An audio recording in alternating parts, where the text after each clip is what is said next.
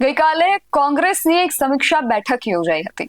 આ બેઠક જે જગ્યાએ યોજાઈ હતી એ જગ્યા પણ ખૂબ રસપ્રદ છે અને એ બેઠકની અંદર જે પ્રહારો કરવામાં આવ્યા છે એ પણ રસપ્રદ છે। આ બેઠક જૂનાગઢના વિસાવદર ખાતે યોજાઈ હતી અને કોંગ્રેસના હવે અગ્રણી કરશનદાસ બાપુએ ગોપાલ ઇટાલિયા પર જ એમના જ ગઢની અંદર જઈને આકરા પ્રહારો કર્યા હતા અને આમ આદમી પાર્ટીને ત્યાં જઈને તેમણે ટીટોડી સાથે સરખાવી હતી। શું છે સમગ્ર વિગત જાણીએ આ અહેવાલમાં। જય હિન્દ, BSI TV ન્યૂઝ પર આપની સાથે હું છું નિધિ ગઢવી।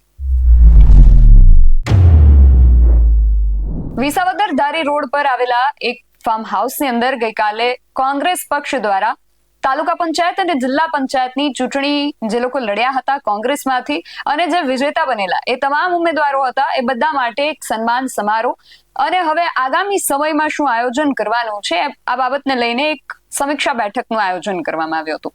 પરંતુ આ કાર્યક્રમની અંદર જે ચૂંટણીમાં જીતેલા અને હારેલા તમામ જો ઉમેદવારો હતા એ તો મોટી સંખ્યામાં ઉપસ્થિત રહ્યા જ હતા અને એમની સાથે કોંગ્રેસના જે આગેવાન નેતાઓ છે એ પણ હાજર રહ્યા હતા।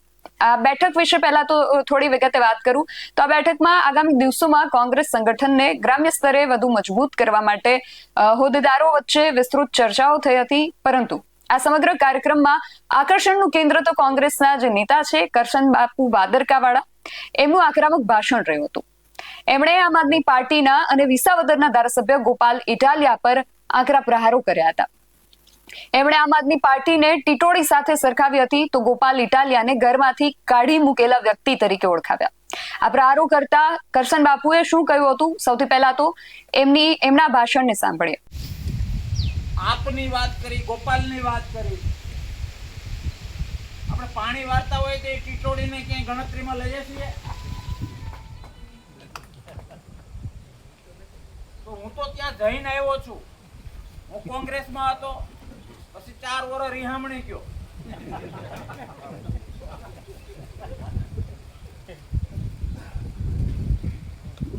અથવા તો સીધું ઘર ગણું થયું આમ આદમી પાર્ટી। 2 વર્ષમાં મેં બધું જોઈ લીધું। જોયેલું આટલું ઘર હતું એ સારું હતું, અહીંયા તો દાળ નાઈ નથી થાય। એનું કારણ એ છે કે 2 વર્ષમાં હું જાણી ગયો હતો કે વાસ્તવિકતા શું છે। અને હું આજે નથી બોલતો, લગભગ 200 ડિબેટોમાં હું બોલેલો છું। 2 વર્ષ મેં આ લોકોને સમજાવવાનો પ્રયત્ન કર્યો। વાતો છે, હું કરશનભાઈ હમણાં જે મજાક કરતો હતો એ બોલતા શીખવું પડશે। આપણા દેશની કઠણાઈ છે કે બોલનારા રાક્ષસો વડાપ્રધાન બની જાય છે। આપણા દેશની કઠણાઈ છે કે બોલનારા ઘરમાંથી કાઢી નાખેલા લોકો વિસાવદરના ધારાસભ્ય બની જાય છે, ખાલી બોલનારા। આ હકીકત છે, જોઈને આવ્યા છીએ। 2 વર્ષ મેં એ લોકોને સમજાવ્યા કે આ રીતે લોકોની આંખોમાં ધૂળ ન નખાય, આ રીતે બીજી પાર્ટીના કટર મશીન તરીકે કામ ન કરાય। પ્રદેશમાં સમજાવ્યા, સેન્ટરમાં સમજાવ્યા। તો કરશન બાપુએ વિસાવદર જે હવે ગોપાલ ઇટાલિયાના ગઢ તરીકે ઓળખાય છે તે વિસાવદરમાં જઈને ગોપાલ ઇટાલિયા પર જ આ પ્રકારે આકરા પ્રહારો કર્યા છે। અને કરશન બાપુ પહેલા કોંગ્રેસમાં હતા, એ બાદ આમ આદમી પાર્ટી સાથે એમણે અમુક સમય વિતાવ્યો અને હવે આમ આદમી પાર્ટીમાં મને કડવા અનુભવો થયા છે એવું કહીને હવે ફરી પાછા એ કોંગ્રેસમાં પરત ફર્યા છે।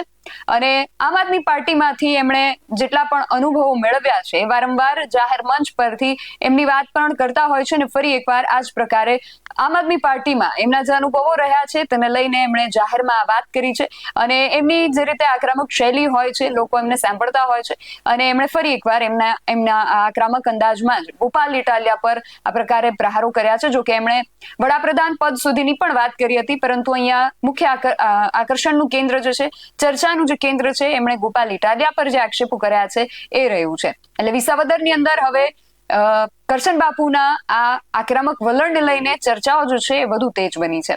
તમારું આ સમગ્ર વિષયને લઈને અને કરશન બાપુ દ્વારા જે આક્ષેપો કરવામાં આવ્યા છે તેને લઈને શું માનવું છે અમને કમેન્ટ કરીને ચોક્કસથી જણાવજો। આવા જ વધુ અહેવાલો સાથે મળતા રહીશું। તમે મારી YouTube ચેનલને સબસ્ક્રાઇબ કરવાનું અને એમને Facebook અને Instagram પર ફોલો કરવાનું ભૂલશો નહીં। બાકી નવી અપડેટ્સ માટે આપ જોતા રહો BSI TV ન્યૂઝ। નમસ્કાર।